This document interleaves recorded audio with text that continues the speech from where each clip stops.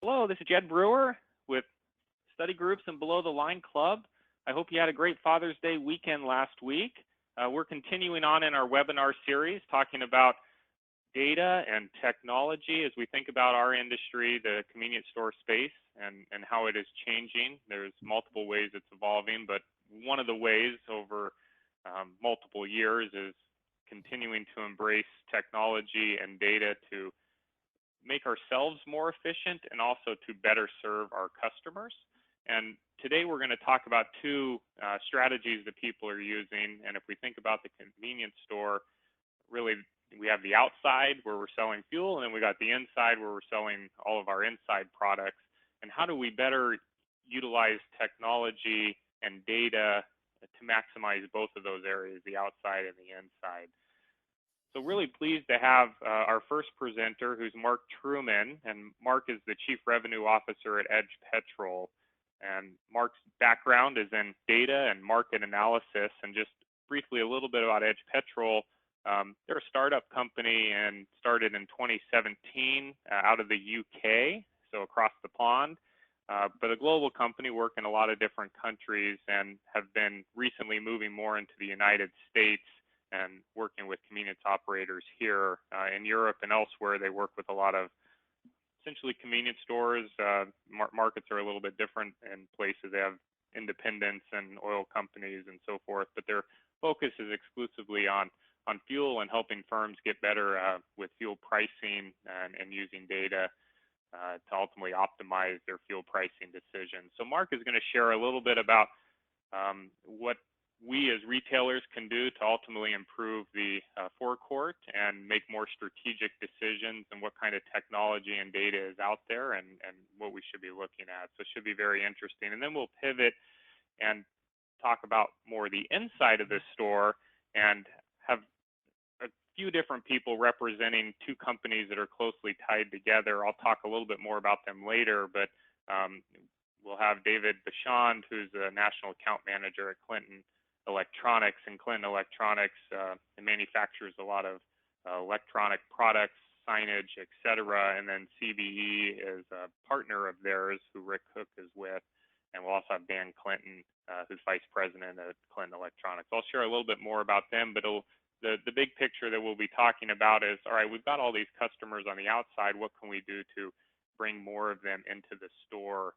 And so that should be useful as well. We are recording this webinar. We will email the recording out to you along with the slide decks that the presenters share, so you can view them again, share them with a colleague, etc. I have everybody muted, but I'd encourage you to ask questions. We want this to be educational for you and for you to leave with a good understanding of what was shared and have your questions answered. So if you do have a question, there's a dialog box in GoToWebinar.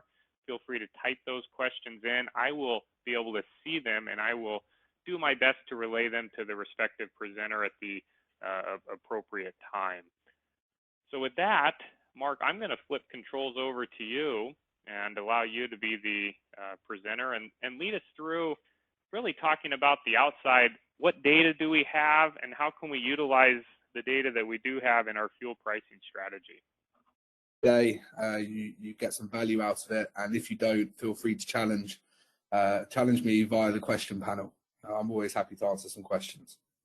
So let's get started. So this won't be of any surprise to anyone on this call, but consumers choose where to buy fuel based on price, right? So you can see that NACS did some research on this, and in 2019, price was still dominating where consumers choose to buy fuel.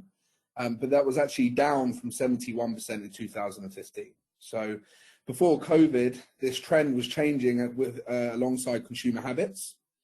So how this is going to develop as we move through COVID and hopefully out the other side of COVID is yet to be seen. But it's safe to say that your pole sign price will always have a big impact on where consumers buy. So this creates a bit of a problem for many retailers, many of which have a fuel background or an oil background. And that is the volume margin conundrum. So you're trying to balance both volume and margin to make as much profit as possible. And in the US, it's extremely common, and we noticed as we moved over, and this does happen in the UK and other markets, but it's very common to follow and match the pole signs of aggressive price setters. So these can range from single site operators through to larger companies like Wawa and Speedway that are bringing the market down with aggressive pricing strategies to try and make pole price decisions that can optimize their profitability around this conundrum. And we've spoken to hundreds of retailers since we launched in 2017, and we worked out we've actually spoken to around 80 retailers since we launched. We actually haven't launched yet in the US, but since we started looking at the US market back in October of last year. And the one thing that's always been very clear to us, no matter where you go in the world, is that most fuel marketers have been doing this for a very long time, and they know their businesses better than anybody. And so as to yet, we haven't really come across anyone who isn't profitable or being successful selling fuel. And therefore, when we talk about art, that is you. That is you as a retailer and what you have in your head and what you know about your stations to be able to set the right prices. But as well as art, there's also science. And the science sits within the data in your stations. And this is becoming a much larger part of the industry. So companies are now using art and science, or in some cases, just science, to gain a competitive edge for their business.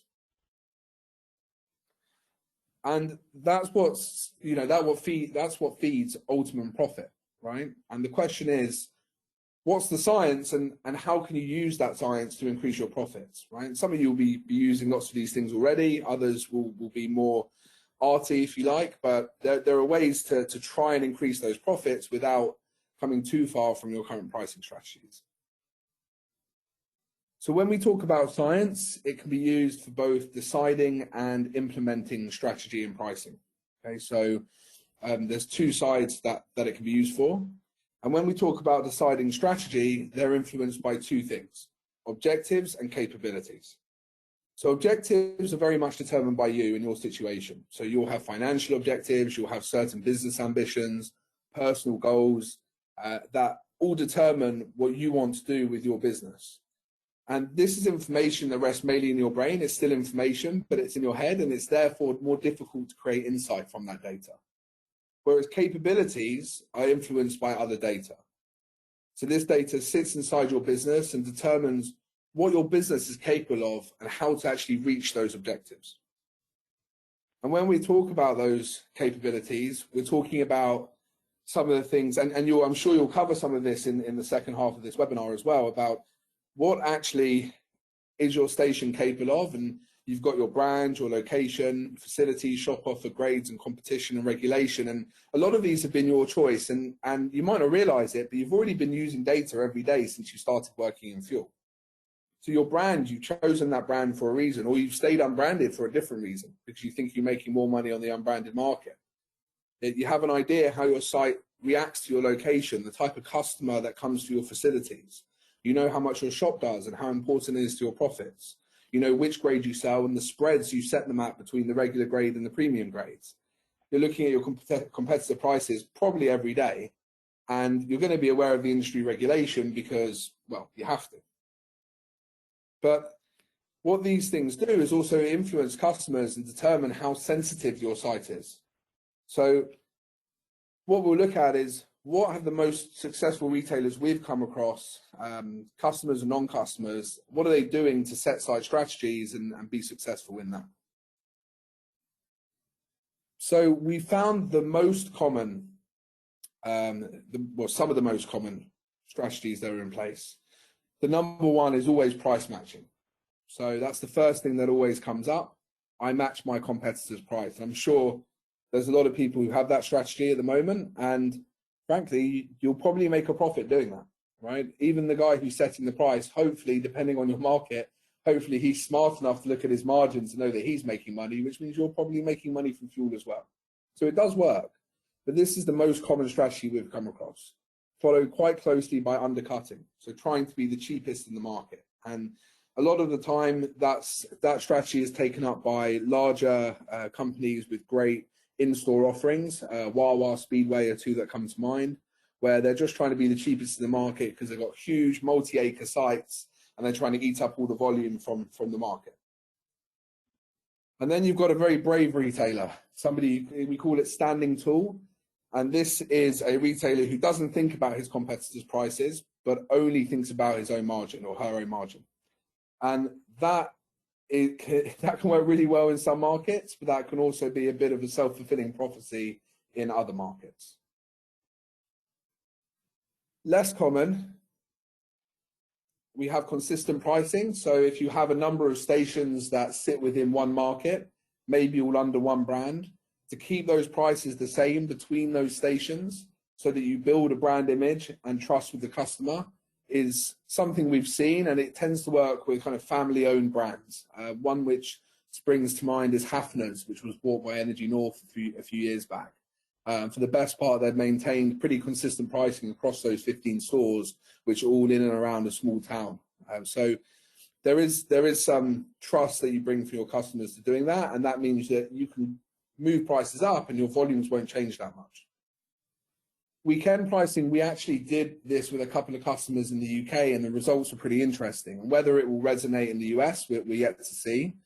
But what we did is we put the price down at the weekends by a couple of pennies, so that's about 8 cents. And we saw that not only did weekend volumes increase, but actually volumes during the week, where the price was back to where it was before, they started to increase as well. What was happening was the site was winning new customers. People were going inside and seeing the food offerings they had there. They were using the car wash and the valet, and they liked the site, and they started coming back during the week. And we saw a 35% increase in volumes at the weekend and a 10% increase in volumes in the week. So profit over the weekend was pretty flat because they'd given away some of the margin, but profit in the week was up considerably due to the 10% bump in volume. So weekend pricing is an interesting strategy if you can put it off in your sites. Off-peak pricing is similar, but this is a more hourly-based strategy rather than a day-based strategy where you're setting the price higher for the night. And if you think about it, it's pretty fair, right? Your costs are probably more to keep the station open. Your volumes are probably lower at night. So a lot of retailers that we've spoken to have been trialing this and going up maybe, a couple of cents here and there to try and actually, make back on some of the margin. And they've also found that people are less picky at night in terms of which stations that they choose, because they kind of just want to get home, basically.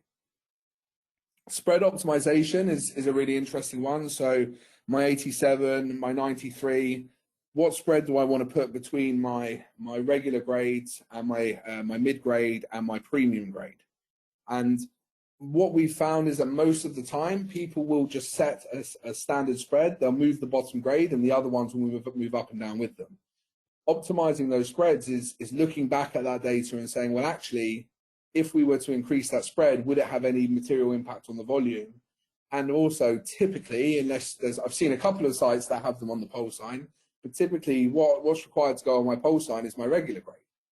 So typically, when you find out the price of a premium grade, it's kind of when you've already landed on the site and you've chosen that site to fill up the fuel. So again, there is a way to try and find some additional profit by optimizing those spreads. Up and down, of course. And then, of course, you've got uncommon. So a lot of you will be thinking, hold on, automated pricing, that's been around for a long time. But the majority of station owners don't actually use an automated pricing system. And there's some really good tools out there. Calibrate, PDI, I think have one. Price Advantage is another. And there's definitely customers on this call of some of those products. And automated pricing is pretty over 50%. So the size of your business determines whether or not something like an automated pricing system might work for you. But with family-owned businesses, we find that they're more protective over their pole sign prices, and they like to have control over them, set them themselves, so manually, if you like. So it isn't as common as you think. And then there's dynamic pricing. So this is multiple price changes during the day. And you've got a sprinkle of that with the weekend pricing and the off-peak pricing, but it's something which it may come to the market sooner than you think, and especially not just automated pricing, but optimized pricing. So There's a business called A2I, which has just been bought by IHS, who own Opis. And they're obviously having a big push in the US. They're from Europe as well. They're Danish, slightly different to us Brits, but they're good guys and they've got a nice product, and it can automate your pricing dynamically. It's very, very exciting. Denmark is a volatile market where the price changes multiple times a day. The US isn't like that yet. But the question that people ask us a lot is, are we likely to see more dynamic pricing in the future? We might be, depending on where we come out from COVID. But finally, and we put this in as a strategy, is profit optimization. And that's really trying to do all of these things and looking at every possible way to sweat the asset that you've got, right? And make sure that you're making the maximum profit from fuel, whilst taking into consideration, of course, your shop and your dry stock and so on. So that's looking at the fuel supply, profit in the supply chain, right through to how and when I set my pricing at the pole sign. Mark, in your experience, you talk with a lot of retailers. How many of them would you say, or what percentage roughly, are doing pricing well? You know, it feels like a lot of what we're doing is sort of guess and check. We pick our strategy. You've outlined many of them here, and we implement it, and then, you know, kind of feel, oh, I think we did well, but we don't really know. In your experience, what percentage would be doing pricing well? Honestly, I would say 100%. I would say 100% of people are pricing their sites well. Are they, you know, I don't think there's a serious problem. I know I've used the word problem, but I don't think there's a serious problem in pricing in the industry. I think retailers understand their sites well. I think they price their sites well. I know that I've heard of a few that don't, but I've never actually spoken to any. And typically the market functions. Margins have been good. They've been, you know, they grow. They've been growing year on year recently. I think there's been a couple of dodgy quarters, but generally in the US, the margins have been strong.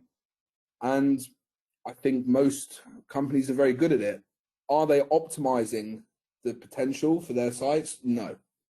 I would say in maybe 10% of the circumstances. And even though those companies wouldn't say that they're optimizing, because they're always trying to find something more to do and another way to kind of sweat the asset, if you like. So I think there's a lot more to come, especially in the US, where there's opportunities that people can really increase the profit from their sites whilst maintaining a very strong customer base without upsetting customers and, you know, doing, you know, not great things for your regular customers. So there's definitely more opportunity there, but I would say majority of people are very good at this, and they've been doing it for a long time, and they know how to do it. And that's what I mean by art, right? You know, it is possible to run a successful business just with art. I think the issue comes when you start introducing science, and a lot of companies are doing this now. I don't know if we've got anyone like this in the call, but I'm pretty certain that the Wawa, for example, would use an automated pricing system, which majority of the time is, the main aim is to be the cheapest in the market. And so I think you've got that challenge. And I speak to so many retailers that come across that challenge where, you know, they match the price and 20 minutes later, the price has gone down again. So they're really squeezing the margins. So we'll see where that goes. I've heard that a lot of these companies during COVID have taken over from the automated pricing, and they're now doing it manually. So they're overriding the system. So how this maintains, again, we'll have to wait and see. I hope that answers the question. Yeah, it does. Yeah, thank you. Maybe a bit long-winded. I'll cut it down next time. Running out of time. So you can take these strategies and you can kind of plot them onto a graph, right? So you've got how common they are. So I've used the word rarity. I didn't like that word, but I couldn't find a great synonym. So the higher up that graph is the less used, if you like, on the y-axis, and towards the bottom there you've got price matching. So not only is it the least rare or the most common, but it's also the one that's less likely to increase your profit, right? So you're still, like I said, you're still running a very good business doing that, but you're not optimizing your profits. And as you go up through what's more common, what it tends to be is that the things that increase your profit the most are being used the least. And there's a very clear reason for that. It's because the higher you go up, the more data is required, right? So there's a correlation between how much people are doing and how much data is needed to do them. And it's easy to see that data is so powerful in helping you to run a better fuel business, right? So moving on to the implementation strategy or implementing strategy, science is really just the insight that your data provides you, right? So to use science to really create data insight, you've got to have data. And I've got some good news if you're thinking, where does that data come from? Well, you've already got it, right? As a fuel marketer, as a retailer, as a convenience store owner, you've got loads of data. The first place that you'll find this data is your point of sale.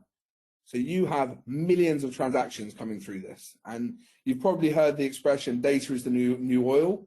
Well, you're sitting on all of this valuable data, and you can find amazing nuggets in this POS data. And it's all about, can you get that data out and can you analyze it properly, right? And imagine if then you can take this data and connect it up to something else where you have data, and you also have data sat with your ATGs. Now, if you don't have ATGs, this is the one thing I'll say, go and get ATGs, right? Go and make that CapEx investment and do not see it as an automation piece, right? It's an optimization piece. You need to know what was delivered and when. You need to maximize your supply, get this data into the cloud, make it accessible, and use it to backtrack and have a look at what went well, what went wrong. And connecting that fuel supply data with your sales data is extremely valuable. You'll all be familiar with this one. I hope the icon resonates. Competitor prices. So I named some of the companies: Opis, Gas Buddy, price surveys, actually from your own station managers going out on what we used to call over here the morning moped. So driving around and picking up the site prices. Can you better deal with your competition by using better data with that POS and fuel data combined with that competitor data, rather than just matching your competition? And also making sure that you've got the best source of those competitor prices. I think Gas Buddy have a free service, and I think if you want to upgrade that, you go to Opis. Is it worth the extra money? I mean, if you're setting your entire price strategy on that, it might well be worth having a look at that. On that note, I don't really know what it costs, so it might not be, but definitely worth looking into. And then this is kind of where we really want to focus just the last few minutes, is your own cost prices. So this is really key to your success. You can't really price properly if you don't have control of your costs, and I'm sure you guys already know this. And we see it as there are typically 4 types of cost price that are being used in the fuel marketing industry today. So if I start with replacement cost, all of my fuel cost, today's price, whatever today's price is, that's how I'm going to price up my fuel. And again, we go back to the profit increase versus the data, right? And how the larger profit items or the larger profit strategies come from having more data. Sadly, this is the most common method because it's probably the easiest one to get. You log into Opis, you get your replacement cost. You've got that data there, right? Whether you use Opis or GTN, it's accessible, it's at your fingertips, and then you get it in your invoice 2 days later and it pretty much matches, right?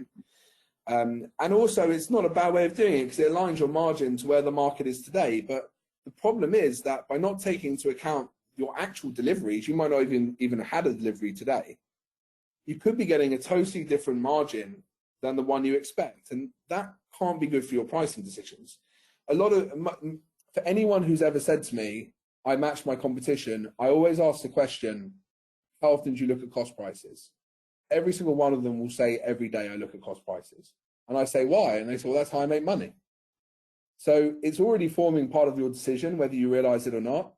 So it's very important you start, I guess, making sure that that data that you're using to make your decisions is as accurate as possible.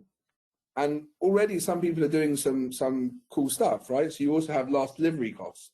This is all my fuel costs the price of the last delivery. So this is a step closer to discovering your real margin, but you're only seeing half the problem here. So you're not taking into account the cost of deliveries that came before your most recent delivery. So you could still be not getting an accurate margin because you're not taking into account fuel, especially if you're not having regular deliveries and you've got very expensive fuel still in your tanks. You could really, again, be getting a different margin from the reality. And then you've got FIFO, and I actually think this is a really good one. I mean, PDI's system do this.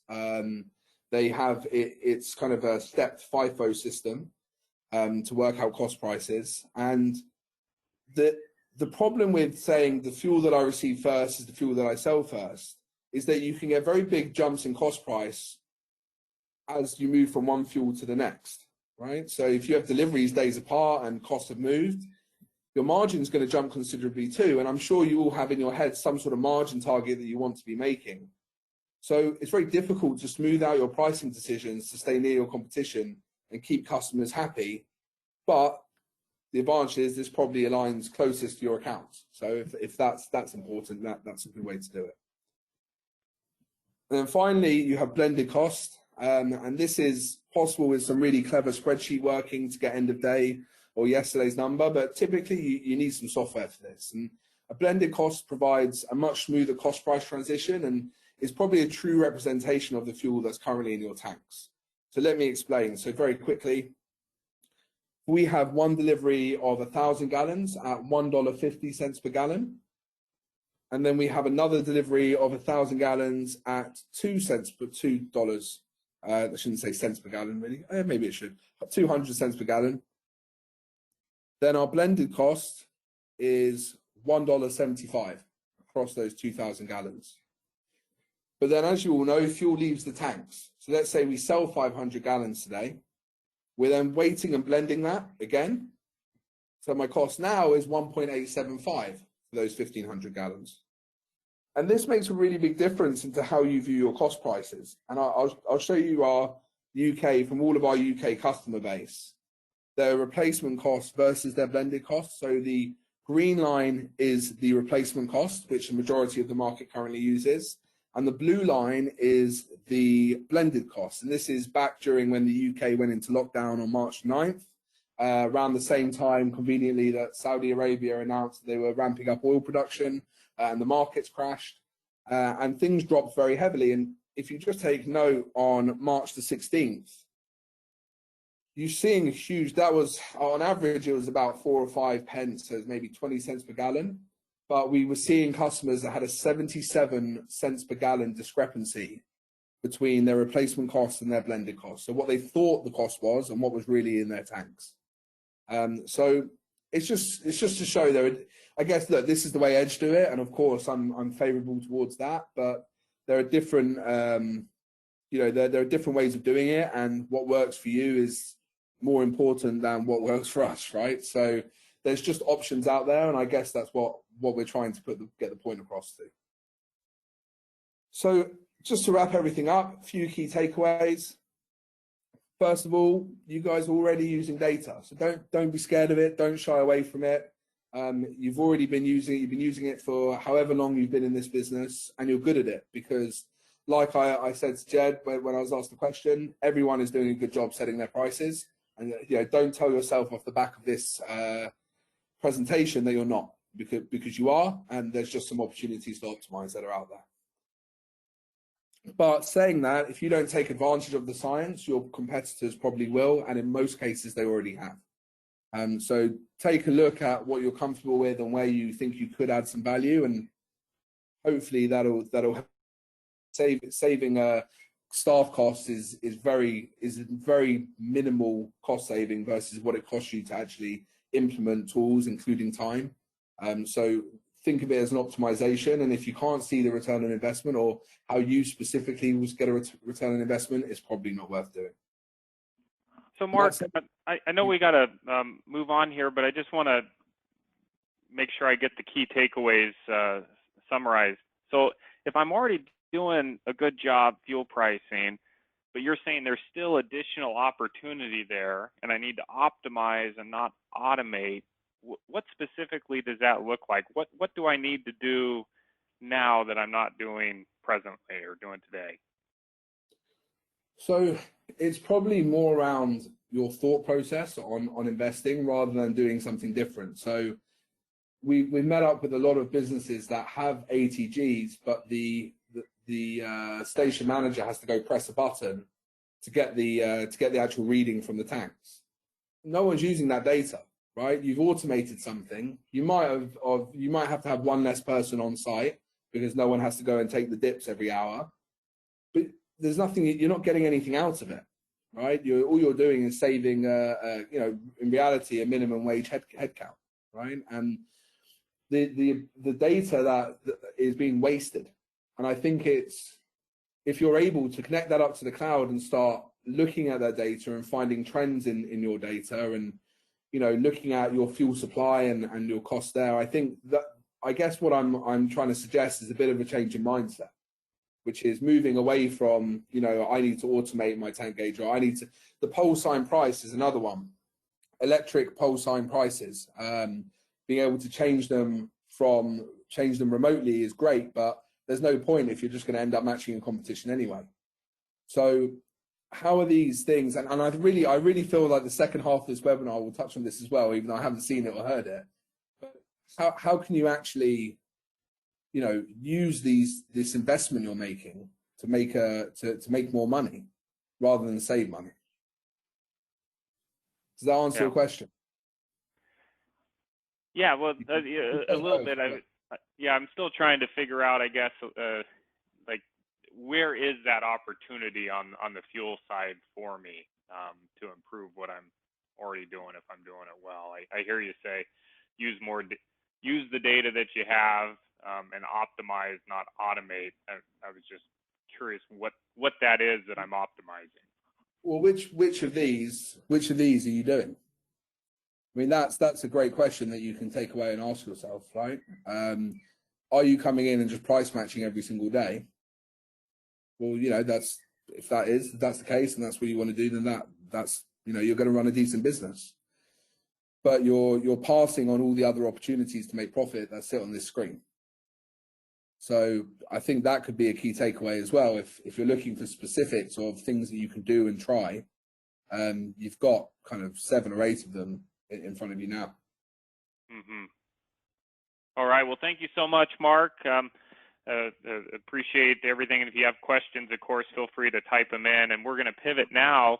And David Bachand, I'm going to give you the controls and make you the presenter and pass those over. And while David's taking the controls, I'll just give a high level. So David Bachand is with Clinton Electronics. And one of the things that Clinton Electronics does is they're a technology producer. They're in America, which is harder to find these days with technology. But it's important, particularly when dealing with security technology, but do a lot of digital signage, electronic displays, as well as technology. They'll talk a little bit more about that. But they also have a partner firm, which is CBE, which is a reseller, installer, and supporter of technology, many of which Clinton produces and makes. And David's with Clinton Electronics and is going to talk a little bit about, all right, we've got all these customers on the outside who are coming to our stores. How do we get them more into the inside? And then once we have them on the inside, how do we work with those customers in a safer context to ultimately reduce shrink? And so, David, I'll turn the floor over to you and really look forward to hearing more from you. All right. Hey, appreciate it, Jedediah. Thanks, Mark. Great presentation. Appreciate everybody joining us this afternoon. My name is David Bachand from Clinton Electronics. Dan Clinton will also be joining in as well. And then we have Rick Cook, also part of CB. So what you see on the screen today, we're going to be talking about digital signage and how it plays in the C-store market. We're going to take a look at that and how to drive people from the dispensers into the store. What do you do when you get them within the store? What kind of technology can we put in the store regarding messaging? And of course, how do we look at securing them within the store using shrink methods, looking at reducing shrink with cameras, things of that nature. So what we're going to do, we're going to start and kind of just walk you through the process a little bit. And hopefully at the end of this presentation, you'll have a better understanding how we can help your stores increase sales by reducing shrink. So with that, we'll get started. So here we go, Clinton Electronics. We're talking about our Clinton Connect platform. It is a digital signage platform with it's a product that has, it's 3-in-1 if you want to look at it. It gives you the ability to market, gives you the ability to have a camera in it, to reduce shrink, to see your customers on the monitor, helps change behavior. So we're going to kind of hit all the specifics of that. So through next is last year, 44% of gas customers also come inside the store to purchase. So there's 56% of your customers are out there pumping gas and they're leaving. So how do we drive those customers into the store? And how do we do that? So how do we do that is, well, the typical way we're doing it today in the C-store market, we're adding posters, we're putting signage up in the windows. And if you take a look, we have printed posters, kind of an example here on the right-hand side. That's a real low-tech tool for advertising. It's very static. It's quickly outdated. So your sale today might work for the week, but next week it's something else. So now you're grabbing some more costs, more money to print different posters, display them up into the windows, and of course, that takes employee time. There's labor for that installation. So there's a lot of costs involved when it comes to advertising at the window to try to bring your customers in from the dispensers in. And lastly, it's a single function. It's just a static image only. So one of the solutions that we're looking at as we move ahead is Bachand a C-store located here in Wisconsin. I sat with them, and one of their concerns were they knew the numbers. They want to be able to drive their customers into their store. So they sat down with us and said, is there solutions out there that, one, we can look at maybe removing our posters because we don't feel they're very effective. So this is kind of a statement. Bachand noticed their printed posters were not as effective as they once had been. The posters were hard to see from the gas pumps. They felt the posters were cumbersome to replace and costly to print. You know, today we're really living in a digital age. You know, we've got the iPhones, we all are addicted to our phones. We're on the internet. So we're looking at videos. We're looking for vividness, color to be more attractive. And so when we sat down, we said, well, why don't we look at designing maybe a more active monitor that will replace your digital signage. So what we offered to them was something we call a sunlight readable Connect PVM. This is an LCD. This does not have a built-in camera, and we'll get to that later on. But what this provides you is a platform, and this platform will allow you to update your information, very dynamic, so you can do video, you can do images, it's always moving. This monitor is so vivid, we call it, in the name of the monitor, it's called sunlight readable. And regardless of the sun position and the sun coming into the windows, this monitor will be so bright that you'll be able to see it through the windows where it's being mounted, through the parking lot to your dispensers. And, you know, for me, obviously, Mark enlightened me about 93 octane and gas prices. For me, one of the things I always like to do when I got to believe in a product, and for me, when I get gas, I notice a lot of the advertising at C-stores. They're just plain posters, and then you have gas pump advertising. And to be real frank with you, having something move, having something more bright that can catch my peripheral is important to me. And I haven't really seen anything out in the industry right now with bright signage on the windows until we installed this at the Ultimarts throughout here in Wisconsin. These are very bright. You see them, and it's nice because now they can drive people from the dispensers in. So let me kind of jump ahead of here a little bit. So what we have here, a comparison with a digital signage platform, when we look at the signage type, and we look at printed posters and we look at digital signage, printed posters are static. They're not moving. What you put up for today is what you're going to get tomorrow, next week, and you'll find out that Some of the advertising you have in your window might be outdated. Maybe you're not, maybe the pizza or the chicken you have or whatever you have regarding within your store is outdated. So now you're doing a sale that no longer has a sale or hasn't been removed. Digital signage allows you to update that content immediately. So it's very dynamic. So you got videos and images moving along. The shopper visibility of a printed poster being a static, low-res picture. Now you're moving to a very vivid, high-resolution picture that you're going to be able to see from the dispensers. And again, drive your customers in. If you could take, if out of those 56% of those people that are not coming into your store, if you can have the proper advertising, lottery, go ahead and get your breakfast sandwiches in the morning, your coffee sales and get a donut. Maybe your beer sales are going on. Whatever the case may be, to drive that shopper into your store, if you can move that from 56% down to 50 and get 6 points, the return's going to be there. You bring them in and you're telling them at this point in time, at least you're telling me, you have the best beer sales at 4 o'clock in the afternoon. Or if I'm coming in the morning between 6 and 9 o'clock, or maybe a majority of you are getting your business for coffee sales and donuts, you're bringing me in there to get coffee. The type of creamer you use is very important to me. It's funny because I kind of went around C-stores and I get my coffee based upon the creamer. That's it. So again, shopper visibility, putting those ads up, bringing me in, and deployment factor. This is the key. Very difficult to put posters up. Labor time, printing posters, things change. They're not dynamic. Deployment factor on a digital signage platform like the Connect PVM is very easy, so you can immediately change that content. Dan, anything you want to add into any of this? If not, I'll move ahead. No, I think that's good. All right. So ultimately, the goal is increase sales. So how do we do that? So the average time it takes a customer to walk in, purchase an item, and departs between 3 to 4 minutes. We look at that as dwell time. So we're looking at them walking around the store.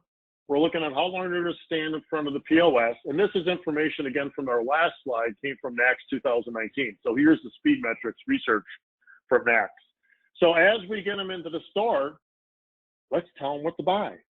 So other ways we can take a look at signage, not only at the window to drive them in the store, right? Because we already said, hey, lottery, beer, coffee, donuts, windshield wiper fluid, whatever the case may be to drive them in. All right, traditional digital signage platforms, we have, we really have the same type of DNA with the digital signage platform. So when we look at digital signage platforms, screen content is easily updated. So we're not kind of forced and challenged to try to update posters and get them hung up. Sharing time-sensitive information with shoppers more quickly with your sales, obviously that's very important. Typically requires subscription to content management services. So there's some cost involved in traditional digital signage platforms. And typically it's do-it-yourself built kits consisting of consumer-grade electronics. Consumer-grade electronics price is always going to be a factor when you look at digital signage. But one thing I would always ask you to look at is return on objective. The cost of a monitor, consumer-grade monitor, and again, Quint Electronics has been around since 1963. We're the largest CRT manufacturer back in the 70s, 80s, and 90s. We're the largest LCD, and we do public view monitors. So we know how to build commercial grade monitors, and these monitors are meant to be on 24/7. So watch out, red flag, consumer grade monitors on 24/7. You'll be replacing these monitors, or they'll be going dark once a year. We provide more of a commercial grade. So I do want to specify that as we start looking at our platform. And it's a single function, signage only. So it doesn't have a built-in camera, and we're going to get more into the security side of it. So it just has one function, typically running an ad, full screen.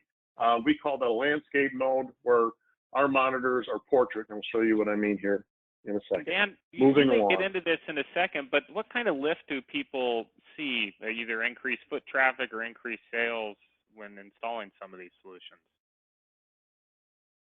Was that directed to me or Dan Clinton? Either Dan or you, David. Yeah.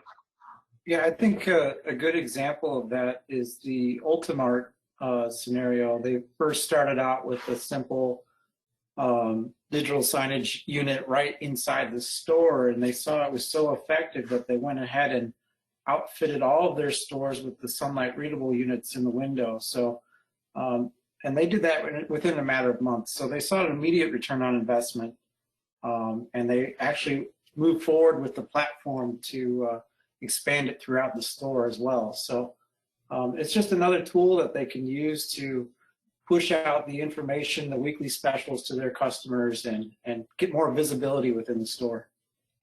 Thank you, Dan. And David, I'll turn it back to you. Thank you. So great. So here's another from Kelly's Market.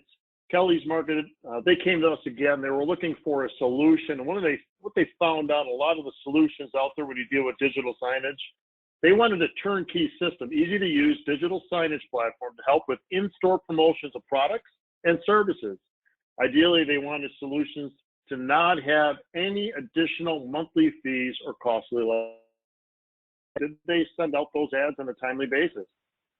Did they get them out there regarding a store opening? Is the network working properly? So you're putting a lot of that into their hands, and you'll see that monthly cost, and they incorporate that monthly cost typically with less quality monitors, consumer grade monitors, to make that look very enticing to the C-store operators. So with that being said, that is a cost that you have to absorb monthly or yearly. And one of the nice things about our product is we're not doing that. So Kelly loved the fact that we quickly can attract attention. And if you notice in the monitor, we went from a traditional landscape digital signage monitor. And when we looked at, how your customers walk through their store, we're looking at dwell time. We want to be very impactful on how we can go ahead and provide that information as they walk by. We are doing multiple things on the screen, as you can see in the example. So we're advertising latest deals. We're educating your customer on new products, brand awareness all through these bullet points. But if you look over the right-hand side, we're not just putting one image on the screen. We're doing multiple images. We're showing your brand, Kelly's Market, or your name of your C-store. We're putting up slideshows that can move quickly. If you look at the top, those can move left or right very quickly. So those can be impactful sales, meaning your beer sales at 4 o'clock, your coffee sales, whatever you want to sell, you can be very impactful at that point. This one is absolutely located above their coffee counter. So as they're filling up their coffee and creamer, as I'm filling up my coffee and creamer, I'm looking up and you're telling me what else I should be buying. Because most of the time, and I can only speak in my experience, and I've noticed this too, a lot of time you beeline right to the coffee and the creamer and you walk right out the door. I would love to say, hey, somebody finds something up there on the coffee counter, explain to me why I need to walk through your store, because you have cheap beer, cheap 12-pack, your soda's on sale, you have a new Monster drink, the new Snickers bar. I don't know any of this stuff because I stream all my video, everything at home. So I'm not getting commercials anymore. So you need to tell me what I need to buy within your store. Great example right here, allowing you to pack a bunch of information on a screen very quickly to be able to be impactful, to get them to purchase something either today or they'll come back tomorrow. And along with that, and we're going to get into, we also have a camera built into these monitors as well. So in that same area, you may be looking at, you have shrink issues, and you may want to put their image up on there just to let them know we're watching, and that's a behavior change. And we're going to talk about that here in just a second. We're going to talk about deterrent theft. So as you saw, as I'm going through this, we're checking a lot of boxes here with this technology. We're dealing, we're dealing with the operations side of things. Not only are we doing some digital signage and doing sales, you could be putting COVID messaging up, letting them know that 6-foot distances, or make sure they wear a face mask, or make sure you have directional information where one of the things as we look at into the shrink side of it, I'll elaborate more on some analytics where this product today is going to be something that you can grow. So your investment today might be a little different today, what you need and your expectations 2 years from now, and this product will allow you to do that. So One of the things here it says is 66.7% of retailers reported an increase in shrink in 2019. So how do we deal with shrink within your stores? Well, and as you can see, that was a 32nd annual retail theft survey by Jack L. Hayes. So traditional loss prevention, CBE, obviously our partner here on the call, very big in installing CCTV cameras in C-store markets. They are great. They went digital. They have this great resolution. But most of the time, if you know, CCTV cameras are there to prevent theft, but it's after the fact, right? So we're searching video. So the crime has already been committed. They take it, they walk out the door, you're searching video. In a lot of cases, you're not going to go out there and prosecute in a lot of cases, or you may catch them at the door and you got to let them go. So we want to be more preventable in this type of application. Cameras are usually low visibility, theft deterrent, because they're on the ceiling. And a lot of times now it could become white noise, and you're looking at cameras like that maybe for more liability issues, slips and falls. Typically mounted high. Thieves have become numb to the presence of cameras. There's just so many cameras out there, and they're static. So, and this one here obviously is blending into the drop ceiling, so that'll make it difficult to see as well. So how do we address this on our platform, and what is the solution to help? One of that is Circle K.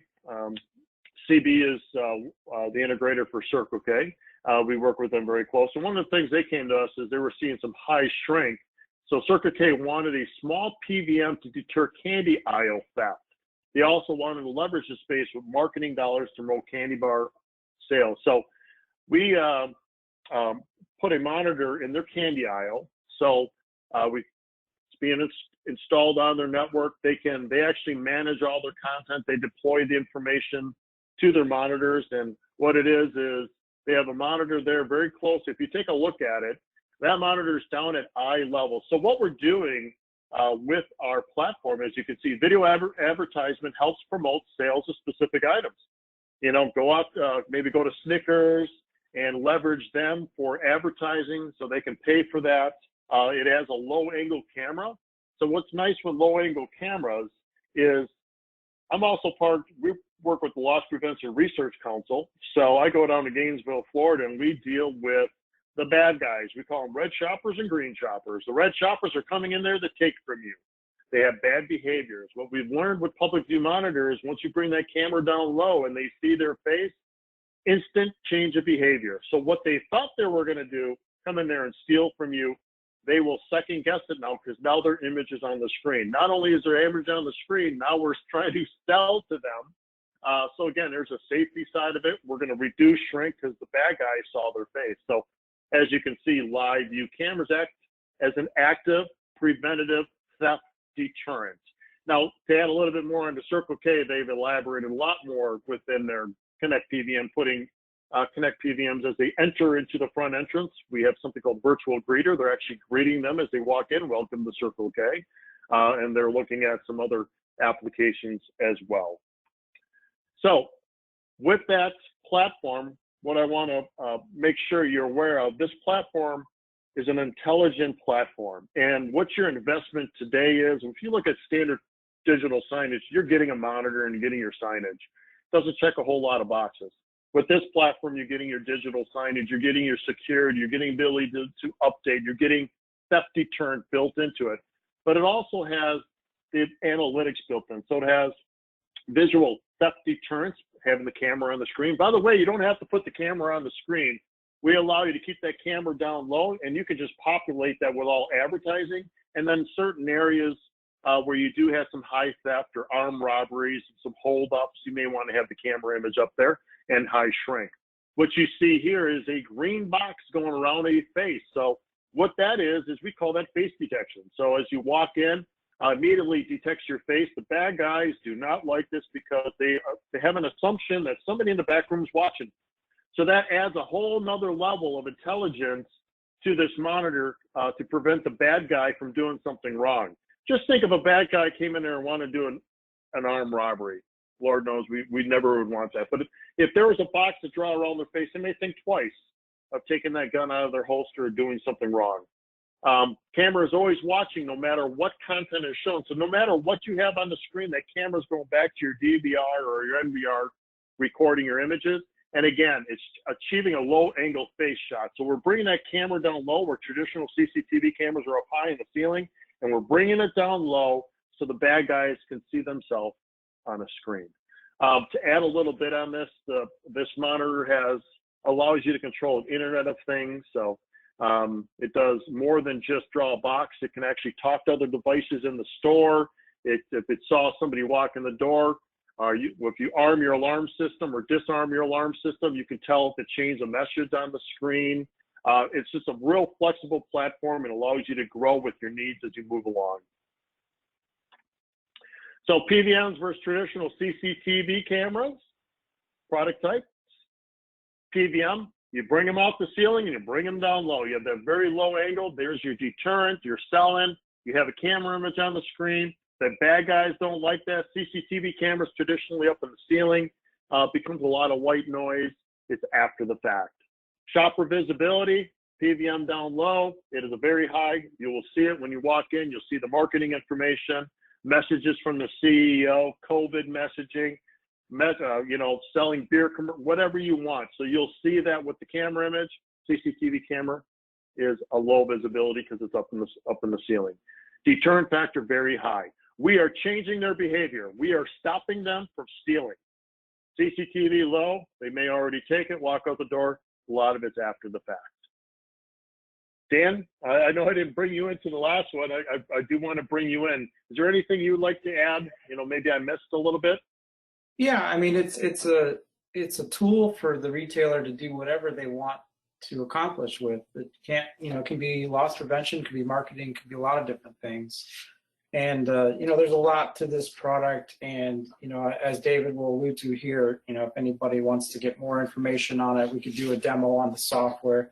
There's a whole cloud software application that you can use to change the ads and content and configure the device as well. So, well, David, Dan, yeah, I really appreciate it. I tell you, technology is getting so cool, and cameras and screens, it just feels like there's so much we can do with cameras and screens, and the cost of this technology is getting lower and lower all the time.